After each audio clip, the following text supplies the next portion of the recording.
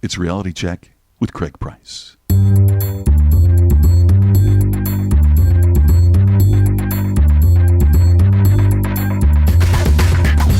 I'm an idiot. 4 minutes in and I'm already wrong. I'm like a monkey. Hello, look at me. Craig, shut up. Hey, I need you guys to do these things. You're like a beautiful mind. I'm more like Forrest Gump. So it's Reality Check with Craig Price. This week, Sarah Beth Aubrey joins me to talk about the mysterious world of grants. Thanks for downloading the podcast this week. Thanks to a special listener request, I have found a great lady to talk to you about grants. Grants are these weird things. They seem intimidating, mysterious, and involved. And from what I can gather, and you will after listening to the podcast today, they are. But thankfully, there are experts like Sarah Beth here to help navigate through those strange and often bureaucratic waters. And it's a lot more than just free money and paperwork, as you will find out today. And since today's topic was requested by listeners like you, all of a sudden this has turned into a PBS telethon. I'm not asking for money. If you have a suggestion or for someone or a specific topic that you think would be a good guest for the podcast, let me know. Email me, Craig@SpeakerCraigPrice.com, and I'd love to bring the people you want to hear. I do the show, and for the listeners, I want you to learn as much as possible about things you want to learn about. Let me know, Craig@SpeakerCraigPrice.com. And don't forget, we're only 4 episodes away from 100. I would love to hear from you and have it part of the celebration. So call 281-668-8948. That's 281-668-8948 and record a message. It can be a short message. It can be just a, hey, Craig, congratulations. Or it can be a little longer, whatever you want. Record the message, and if it's good, maybe we'll play it on the podcast. I would love to hear from people. I've already had several really good voicemails. I would like yours to be included. 281-668-8948. But enough of that. Let's get to it since we have a lot of ground to cover as we talk all about grants with Sarah Beth Aubrey.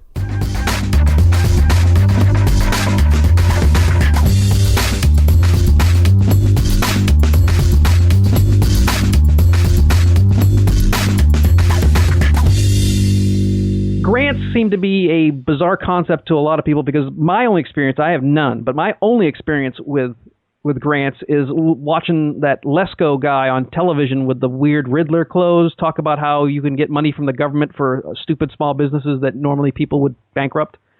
And so it sounds like it's free money given to people for no reason.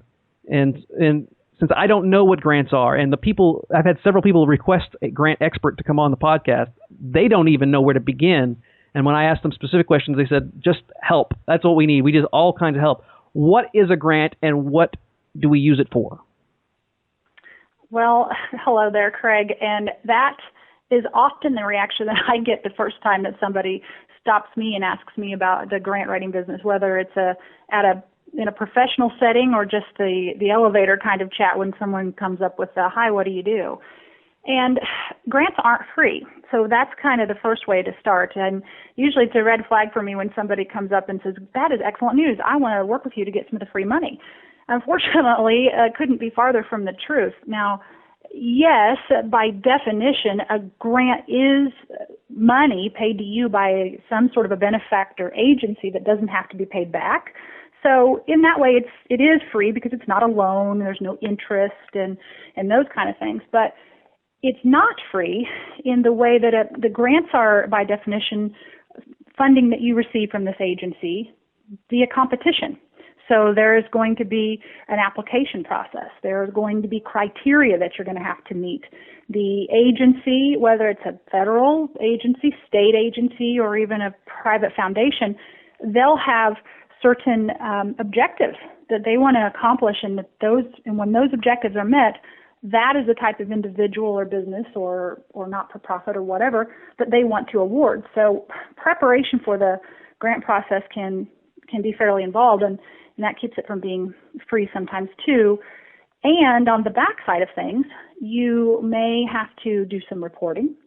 You may have to send supplemental information, and that can potentially have some cost. So while the funds are gifted to you by the agency that gives them out, working through the process is usually not a free occurrence, but it can be a great benefit to businesses to look at grants, and that's one of the reasons that I do that. And I'm here with Sarah Beth Aubrey. She is with Prosperity Consulting, and you specialize in helping people in that grant writing grant application process for folks. And so what kind of companies, first off, offer grants? What kind of, you keep talking about these agencies, which makes it sound like it's some notorious underground government plot. So is it like if I'm a farmer, would the Department of Agriculture have a grant, and so, but it's also like I've heard of Pell Grants, which are education based. So who gives out grants? Well, that is one of the first places to start. When anybody comes to me, or they call our organization, or I get to meet them, or when I'm speaking about this topic, finding out who gives out the funding that you're looking for is the first place to start, because the different kinds of agencies, and I'll maybe give a little definition of that here in a second, really dictate whether or not your potential project that you're looking to fund, is a good fit. Now, let's start with who can receive grants. And actually, anybody or any kind of organizational or legal structure potentially can receive grants. I mean, yeah, you mentioned Pell Grants and for students and that kind of thing, which that is usually not an area where I work. I spend my time mostly trying to find entrepreneurs and small businesses funding. And I also work some with municipalities and communities and economic development organizations, but ultimately they're usually looking for funding to make those awards to the businesses or the entrepreneurs within their community or region that they're seeking to have move projects or initiatives forward. So they're looking for money to give people who are looking for money? Potentially, yeah, particularly if I'm applying for a community-based organization. But I have a lot of clients. In fact, the majority of my business is centered around small businesses and entrepreneurs who contact me directly, and they have something that they want to do, whether it's they're looking to build something, they're looking to expand their business, they're looking to make changes to their business or their enterprise, or they're looking to study something. Sometimes entrepreneurs are looking for funding to prove concept or to do a demonstration project of a technology or innovation that they want to bring to the market. And so I usually work with those kinds, and they have a specific need for funding, and so they've found us, and we're ready to help them learn what's out there and who the agencies are. And I should bring that around, because you asked me that early on too, Craig, that who gives out the money? Well, you have it correct. Definitely agency has a rather serious sounding connotation, I know, but it can be governmental agencies. And I definitely do a lot of grants with state and federal government. So that's true. And there are probably 25 different federal agencies that award grants, everything from agriculture, like you mentioned, to departments of health and the departments of energy, commerce, labor, defense, many of those.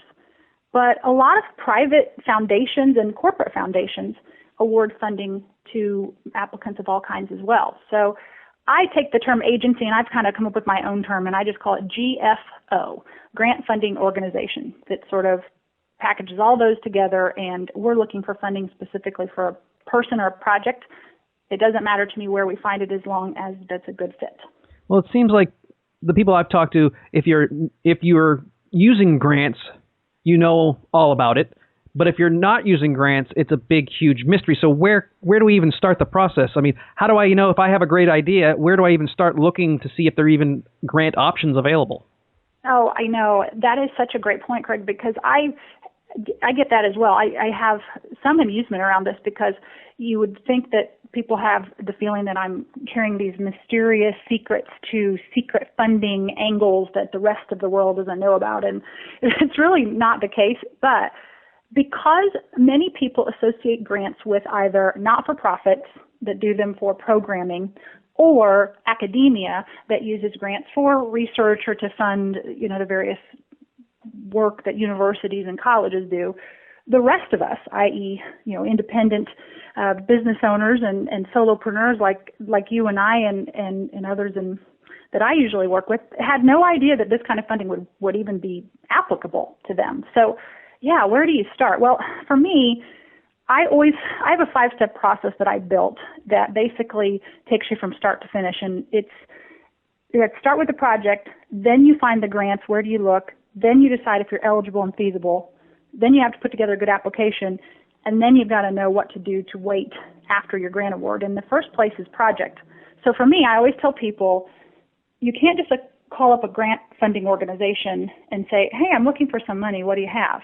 It's got to be more specific than that. They have certain things that they want to award. So I ask my applicants to start with, what are you looking to do? Do you have a specific activity, project, building endeavor that you want money for and you need money for? So that's the first thing. And then after that, it's where on earth do you find it?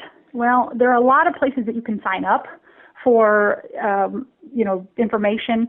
You could go to a very mysterious place called grants.gov. Now, it's got a it's got .gov on it. So yes. So if actually, you think you can get lost in Facebook, just go on grants.gov for a while, and you'll be sucked in and hopefully emerge. Well, actually, now all I have to do is email you my idea, and since they're already monitoring all our emails and phone calls, they'll just they'll just call me back, right? They'll just call you back because they'll already have that. They'll know that we chatted about it and that you're interested. So, yeah, that's a strategy I had not employed up until now, but it may be a new one that I could use. So, no kidding. But grants.gov, so that is a huge clearinghouse of federal opportunities, but that's pretty difficult to navigate. I mean, it has search engines. You can put in the name of the agency, but you've got to know that already. So that's kind of not a good place to start for most people unless they have some experience. I often ask people to start smaller. Back up a step. Does your state have any programs? So if you're looking to do let me give you an example. I work a lot in the energy and environment and sustainability and the agriculture markets, as you know. Let's say have a small manufacturing company and you are looking to really improve the efficiency of some of your processes, your lighting, heating, something like that. Well, you might look at your Department of Energy in your state.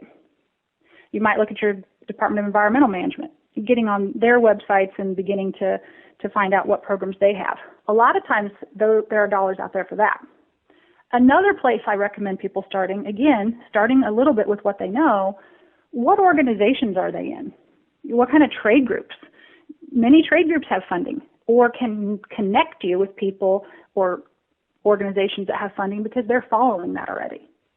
And so I really like to help people start with, what do you know? What's in your state? What's in your trade group? What are some of the organizations that you're members of? I mean, and another thing, don't forget about all the social media applications that are out there. There are several groups on LinkedIn, grant professionals, the grant writers, grant writing group.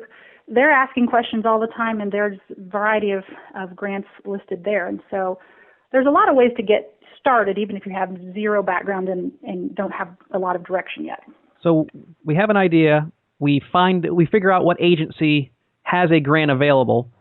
Now comes the very intimidating grant writing, which to me and to other people that I've talked to as well, makes it sound like we have to write a thesis, and it's going to be because people make a living grant writing, which in my mind, it's not filling out an application. It is creating from scratch a long, drawn-out document. Is it a hybrid of that? Is it just filling out applications? Is it writing a big thesis? So what is that? What is that scary grant writing all about? Well, it can be scary sometimes. I will tell you, the first time that I ever looked at a grant application, I was quite certain I was scared as well because I thought, what on earth have I gotten myself into? And it is a hybrid of that, I think. That's a fair estimation because there are certain grant programs that are going to be really pretty straightforward. You know, let's say you're looking, let me give you an example. Walmart, they have local organizational grants in every state, in a lot of different communities. A lot of them are based by the store. So let's say you just are maybe not looking for a grant for your business, but you're looking for some funding for a local youth program or something like that. They may have that available. I've gotten several of those awards for small groups in local communities around the country. And those grants are going to be probably $2,000 or less. So that's not very much money, but if it was, something where that amount of money could have an effect, it could be worth it. An application like that, you're going to get online. It's going to be pretty easy to fill out. Once you look at it, most professionals are not going to be intimidated with what's required. Now, on the other hand, if you're looking to do a multi-year, 3 or 4 year program or research project and you're applying to 3 different federal agencies that are all contracted together to administer this, that's going to be a little on the laborious side. And that's that really is putting it lightly.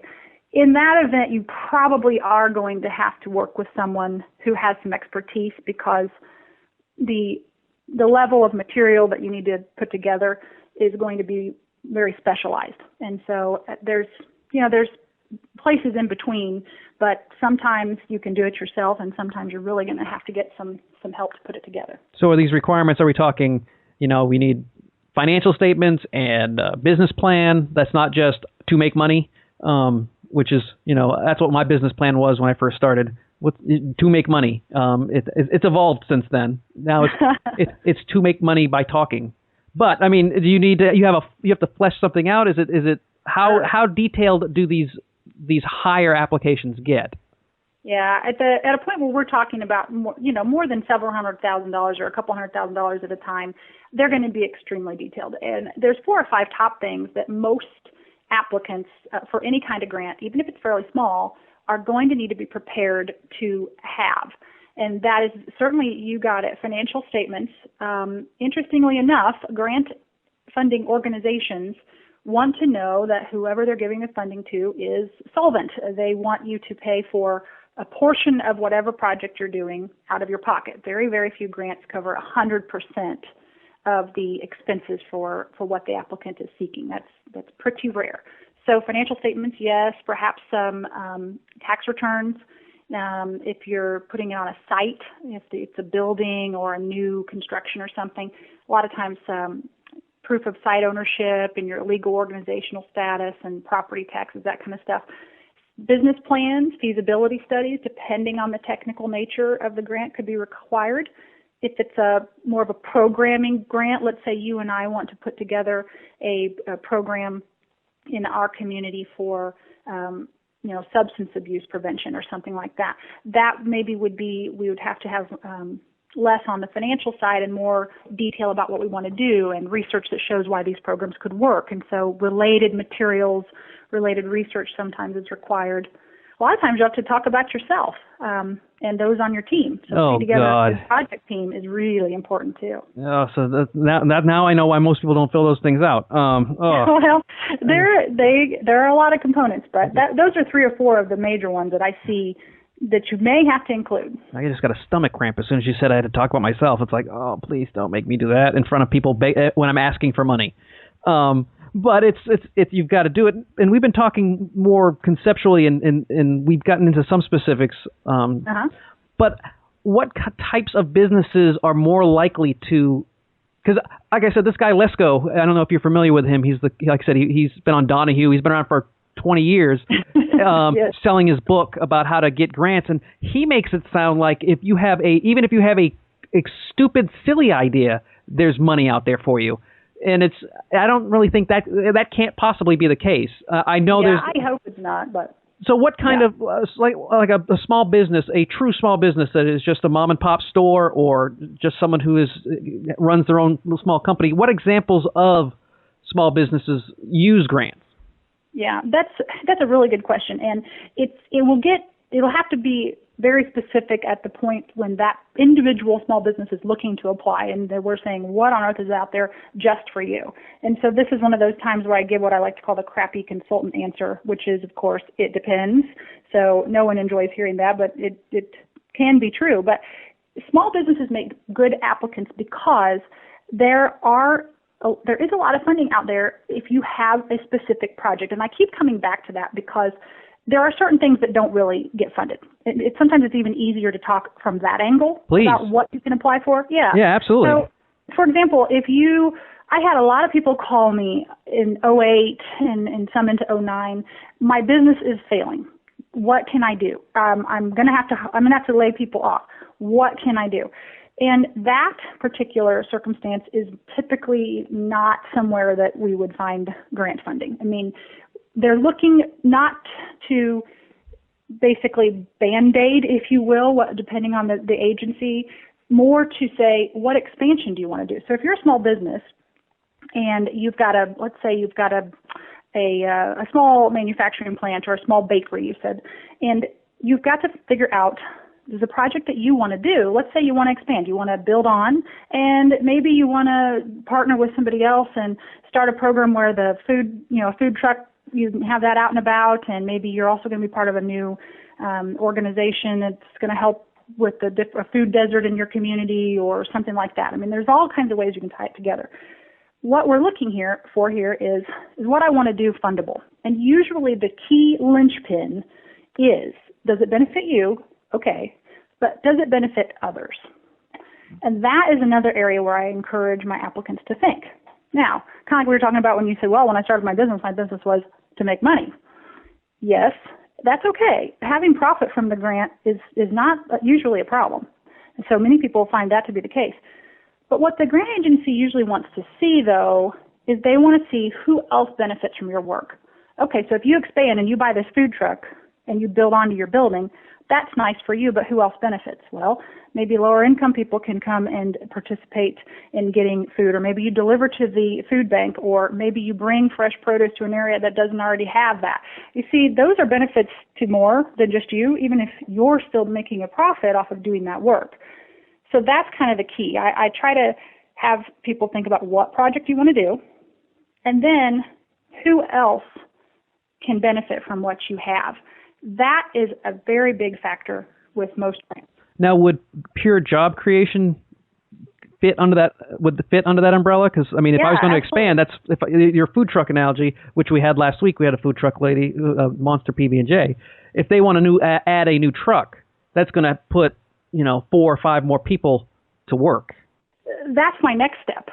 So it's okay. So you know what you've got project-wise. You know that you can benefit many or more, perhaps. And then it's more about, at this point, is there funding for that, or who cares about that? And that's kind of where you have to start looking next, because there are some grants that are simply for jobs creation. You could be doing any type of project that's legal, I suppose. And if jobs creation can be done, that's great. Now, some will say, well, it's got to be more than 5 jobs. Maybe it's 100 jobs. So that's not feasible for that small organization. Maybe more likely if a new big company comes to town or something. But sometimes I do grants for all kinds of things, improving air quality, improving energy use, or decreasing energy use, or there's just all kinds of things. So it's about matching what you want to do with the greater good, and then an organization, grant funding organization, that cares enough about that issue to have funding out there for it.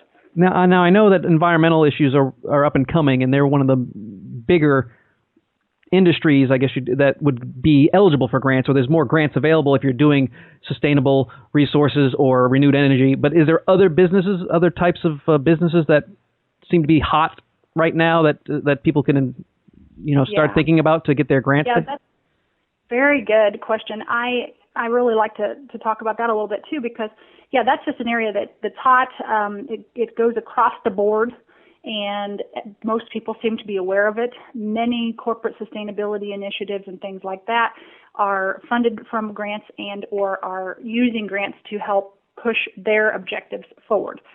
But that's one hot area, and it's pretty broad. I mean, we're talking everything from all those energy type things I mentioned, and environment and sustainability, but also anything that, if your project, let's say you have a technology that you've been developing, and you are thinking that it would really help with the prevention of insects growing, and you are looking to develop this. Maybe it's some kind of a thing. And that may work here, but in other countries, there's more problems with the spread of disease. And maybe your project should be developed because of that, and you weren't even thinking of that application. So yes, disease prevention, big issue. Projects that can help deploy health and human services of almost any kind are very hot right now, with both your federal and state agencies as well as foundations. Conservation projects of any kind are very hot. Also, health and wellness.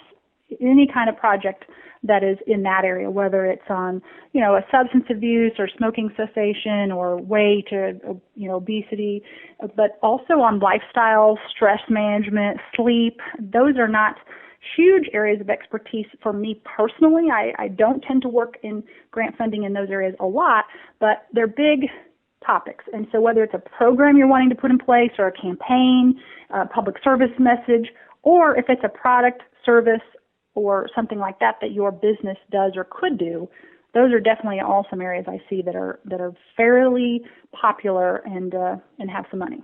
So it sounds like if I can find a machine that uses bugs to clean the water that can also cure cancer, I should be able to just rake in the grants. I think that is entirely possible. I've not done that application, but if you've got that technology, we'll talk after the call. Yeah, I don't have any technology. I can barely sustain the microphone I have in front of me.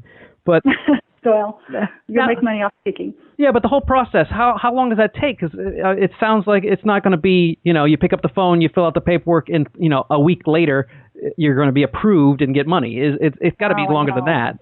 It really is, and that is one of the reasons I spend so much time doing the speaking on this issue that I do and the strategic sessions with companies, both large and small. On the strategy side is, first question I have for folks is, do you know enough about the limitations of grant funding, timing being a big one, to see if it even really works for you? Because if you turn an application in today, the program may be ready to make awards in a month. Or if it's for some of these larger programs, some are multi-step. They have what they call a pre-proposal. We turn that in today, and then it's going to be maybe 2, 3, 6 months before they get back to us, and they invite us for the full proposal, and then we have a certain period of time to put that together, and then they make awards there. So timing can be anywhere from, once you turn your application in, 30 days to 6 months to a year, depending on the program. So that is very limiting for some business owners. And it's very program specific. So that's why I like to start with a solid search and then a discussion of, okay, what can we and can't we wait on here? Do you need the money today? If you have a short-term view, grant funding just is not a good option. If your view is longer term and you have some other funding sources to fill in the meantime, it's worth a look. And when you do this, are there you get awarded the grant? Do you have to, I'm sure there's some kind of rules you have to follow to keep that money. Oh, yeah, absolutely. That's another area that's really important to work through, and I spend a lot of time on that too, because this kind of goes back to when we started the call initially, and you said something about, grants are free and get the free money. Here's one of those why grants aren't free side effects, if you will. You have to maintain the project that you applied for throughout the grant period. You're going to get an award, and that's going to be just a great day, and you're going to be really excited about that. However, with that are going to be a grant agreement of some kind that you'll have to sign and adhere to. So, changing your project entirely from what you applied for and what were awarded is definitely a good way to screw up your grant and not get the funding. Part of that is because many grants are reimbursement. So that is another reason that I like to have a good chat with folks before they apply, because if you're not necessarily going to receive the money up front to then go out and buy the materials, the equipment, or the services that you need. You may have to pay for that out of pocket, turn in the invoices showing you did meet the terms of that grant agreement, and then get your check. So, yes, definitely a consideration. So it sounds like both the banks and the auto bailouts were just real elaborate grants because, like Tesla, the electric car people, had to pay that. They have to pay that back. So is that kind of a similar thing where they got all this extra money just because in the best interest of all the people they employ and all the things that are going on, but then yet they still have to pay that back. So I guess the reimbursement part, I don't think people might really understand. Yeah, I don't think people understand the reimbursement part necessarily well either, and it's really important. And so if someone's considering grants very seriously or really wants to at least spend the time to research what does this, how does this business work and is it for me? I think at that point probably learning a little bit more in depth and getting some assistance on that would be good. But, that's a fact. If you were to receive a grant and you just didn't meet the terms at all, you may have to pay it back. That's fairly unlikely for most of us, because most of the time it would be simply that you didn't receive your check, because if it's on a reimbursement basis, you didn't do what you were supposed to do and you can't figure out a way to work it out with the grant funding organization, you're not necessarily going to be returning the funds. You're just not going to have ever actually gotten them. You got the award letter, but you didn't get the cash in hand because of something having gone wrong. And that's preventable, but it's definitely something to be very careful about once you get to that grant agreement. Well, that certainly validates the fact that someone like yourself is needed on a consultant basis. And so where can people find you, Sarah? Sure. Well, they can find me at prosperityconsultingsba.com. That's SBA for Sarah Beth Aubrey. So prosperityconsultingsba.com. I'm out there. I'm also on LinkedIn under Prosperity Consulting, and I am my blog under the same. I've got a YouTube channel, Prosperity Consulting, and people might enjoy that. I have probably 10 or 12 brand new videos on there right now that are between 45 seconds and 5 minutes talking about very specific areas within this conversation that we've had today. So hopefully that could trigger a little bit more ideas or questions. And then obviously emailing me at sarah@prosperityconsultingsba.com is fine too. I'd be happy to have a conversation. I am putting a book out on this topic, and I'm really excited. Wiley Publishing optioned it, and it is going to be out probably in the late fall. And the title is Securing Grants for Entrepreneurs and Business Owners, a 5-Step Prosperity Process. So I'm going to be out there in the hardcover business book world here shortly, so I'm really excited about that. We also do training. So if someone wants something individually, we've got the classes or for their group. So plenty of ways to get a hold of me, and just really, I love working in this area because I'm an entrepreneur too, and that's how I see myself, as I'm sure you do as well. And so helping folks make the decision, even if that decision is don't apply, this program just doesn't work for you, is a good answer if it keeps them from wasting time on something that might not work out. Well, Sarah, I appreciate your time. Congratulations on the book. If you hear about any podcasting grants, let me know. I will do that. That's our show for this week. Once again, thanks to Sarah Beth. I think we learned quite a bit today. The podcast is on the interwebs, so you can subscribe to the show on iTunes or via the website realitycheckpodcast.com. You can like the podcast on Facebook, follow on Twitter @realitycheckpod, as well as the guest list there where you can follow all our past guests. Thanks again for listening. See you next week.